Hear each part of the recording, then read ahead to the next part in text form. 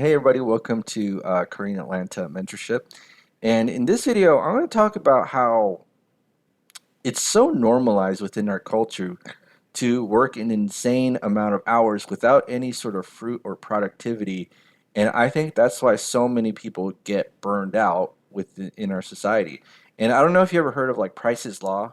Like there are a lot of unproductive people out there. They work hard, but a lot of unproductive people out there, right? Like, and if you've never heard of Price's Law, it just means like the square root of the number of people within a company do 50% of the work. So, for example, if I have a 10,000 person company, that only means like 100 people do 50% of the work, and everyone else is just kind of somewhat unproductive or they don't contribute as much as compared to the 100 people.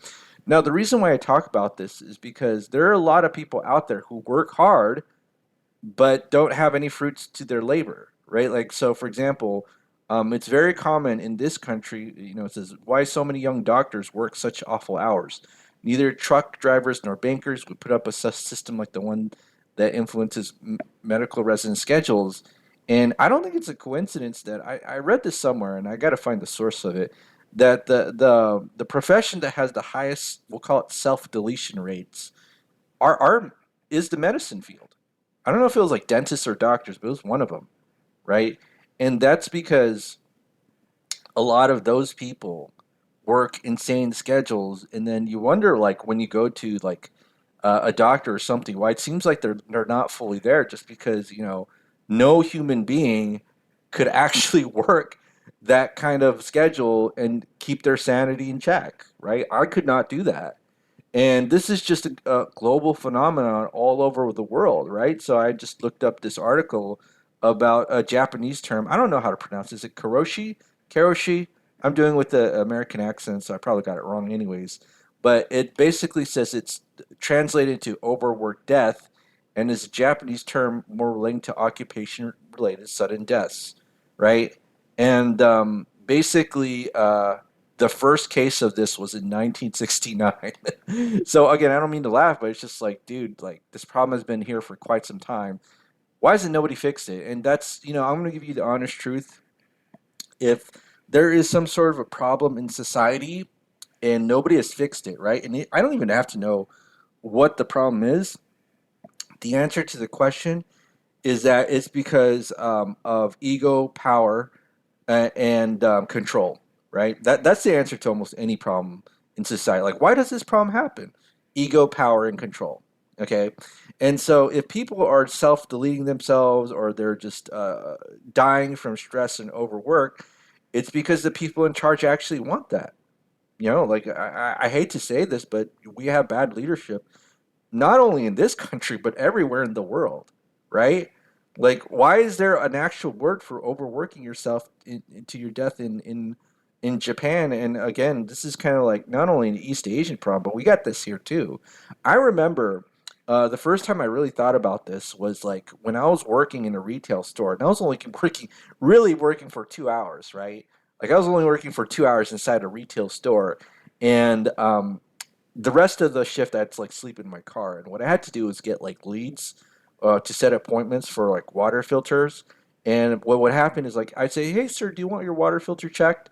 And then a water filter salesman would go in and try to convince him, "Hey, you need a water filter, right?"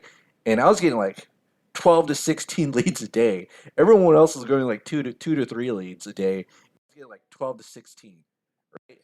Um, but basically, what would happen is that uh, I had a colleague, right? I had a colleague, and again, we're actually not working for the retail store. We're actually working for the vendors. But I had a colleague who was like 80 years old, and he was really rich. And he said the most insightful thing I ever heard at the time. He was like, "Yeah, they'll work you to death and get rid of you as soon as you're useless to them." And I was like, "What?" And I don't know. Like for some reason, when I heard that, it was like a mind blowing thing, and I realized, wow, I just cannot, no matter how hard I work for whatever, and I was just only kind of like doing it part time anyways, and only working 2 hours anyways out of the my shifts. Um, I just thought it was insane how like wow, this 80-year old's like the only based guy I know who's just telling me the truth about how they'll work you to death and get rid of you as soon as you're useless to them. And that's kind of like the culture that has kind of basically in modern society, your life just has no meaning to the people in charge, which is sad, right? Like it's not, you want to live a life where you contributed, you were meant something to the people that you know, but because the focus on most people's mentality, or especially the people in charge, is that they want to have power and control over you, and even if that means that you work yourself to death, who cares? We'll just do that to the next person, right? That's where they get their like I guess psychological high from having power and control, right? But let's just kind of take a look at this. You could see that this is true in other countries as well. In China, they have something called a 996 working hour system. So basically, you work from 9 a.m. to 9 p.m. 6 days a week. And it seems like a lot of mainland Chinese internet companies have adopted the system. And then not only that, once you work, then you go to nightclubs to drink every night to move up in the business world. That's what it says right here. India has a problem kind of like that. Lots of unpaid overtime. South Korea, they got their own word for that. It's called kwarosha. So just basically a worker who overworks himself and says that basically South Korea has longer working hours than Japan, and the average age of death by overworking is about 42. So kind of sad that you know that's life for a lot of people.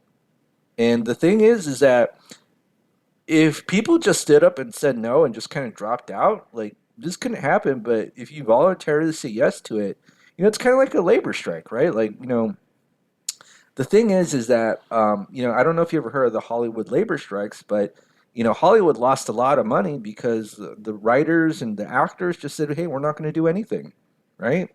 And if enough people do that, then you bring the people in charge, you bring them to their knees, and then you'll eventually get what you want. And there's a saying that you don't get, in life, you don't get what you deserve, you get what you negotiate, right?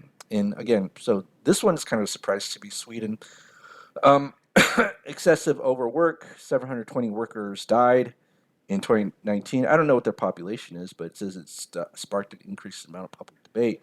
Now, unfortunately, you know, um, it's just normalized within our culture. In fact, I know somebody who wanted more money from me just so that she could buy like antidepressants or anti-anxiety medication. I was like, what the, like I don't get it.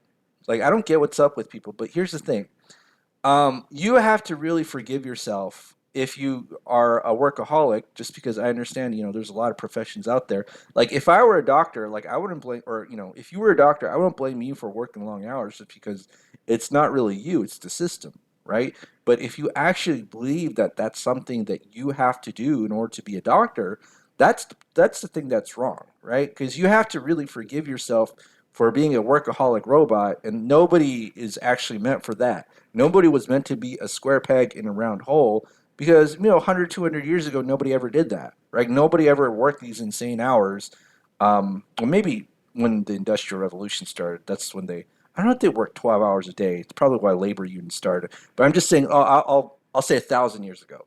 Probably 1,000 years ago, nobody, I don't think anybody did that, right? Now, again, I might be wrong, and someone might like post a link and say, "Hey, there's actually this link about how people work 15 hours a day, toil and labor," and I'm like, "Oh, geez, got to record this video again." But that's why I'm saying this so that I don't have to record it again.